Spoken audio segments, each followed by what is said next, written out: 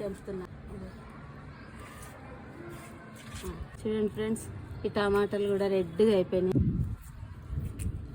ఇలా కూడా తెంపుతున్నాను. చూడండి ఫ్రెండ్స్, రెడ్గా అయిపోయినాయి కదా, మళ్ళీ పిట్టలు తినేస్తాయి మనం తెంపుకుంటే. చూడండి, మన గార్డెన్లోనే మంచిగా ఎంత బాగా కాస్తాయి కదా ఫ్రెండ్స్. చూడండి ఫ్రెండ్స్, ఈ కనకాంబరాలు అయితే పూసినాయి కదా, మనం తెంపుకుంటే అన్నీ రాలిపోతాయి ఫ్రెండ్స్. ఎప్పటిదప్పుడు తెంపేసాలే, మొగ్గ తయారవుతుంది. మళ్ళా రేపు పూజకి తెంపుకుందామని ఈ విధంగా తెంపేస్తాను. తులసి కొమ్మలు అయితే తెంపుకుంటున్నాను ఫ్రెండ్స్. ఈ విధంగా నేనైతే ప్రతి శుక్రవారము మా గుడిలో, వెంకటేశ్వర స్వామి గుడిలో అయితే అభిషేకం జరుగుతుందని చెప్పాను కదా. శుక్రవారం వెళ్తాను ఫ్రెండ్స్. నేను మార్నింగే 6:30కి జరుగుతుంది, తీసుకొని వెళ్తాను. తులసి ఇష్టం కదా వెంకటేశ్వర స్వామికి.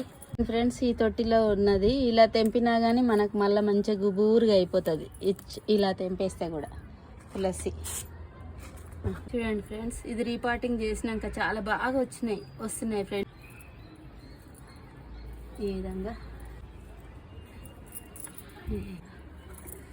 అన్నం కూడా తెంపుకుంటాను ఫ్రెండ్స్. ఈ విధంగా వారం నేనైతే శుక్రవారం నాడు తెంపుకొని తీసుకెళ్తా.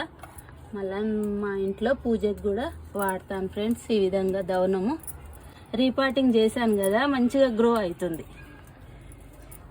చూడండి ఫ్రెండ్స్, ఈ విధంగా చూశారు కదా ఫ్రెండ్స్, ఇన్ని పువ్వులు, ఇన్ని టమాటోలు హార్వెస్ట్ చేశాను మా గార్డెన్లోనైతే.